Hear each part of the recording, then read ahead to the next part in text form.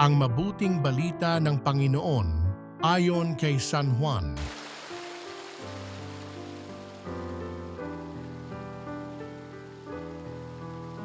Noong panahong iyon, tumingala si Jesus sa langit at ang wika, "Ama, dumating na ang oras. Parangalan mo ang iyong anak upang maparangalan ka naman niya, sapagkat pinagkalooban mo siya ng kapangyarihan sa sangkatauhan upang magbigay ng buhay na walang hanggang sa lahat ng ibinigay mo sa Kanya. Ito ang buhay na walang hanggan, ang kilalanin kanila, ang iisa at tunay na Diyos, at si Hesukristo na iyong sinugo. Inihayag ko rito sa lupa ang iyong karangalan. Natapos ko na ang ipinagagawa mo sa akin.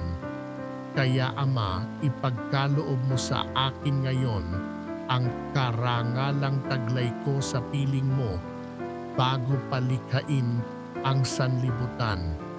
Ipinakilala kita sa mga taong ibinigay mo sa akin mula sa sanlibutan. Sila'y iyo, ibinigay mo sila sa akin at tinupad nila ang iyong salita.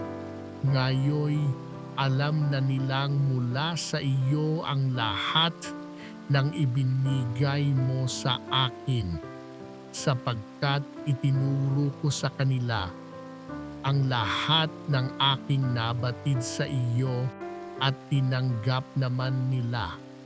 Natitiyak nilang ako'y galing sa iyo at naniniwala silang ikaw nga ang nagsugo sa akin.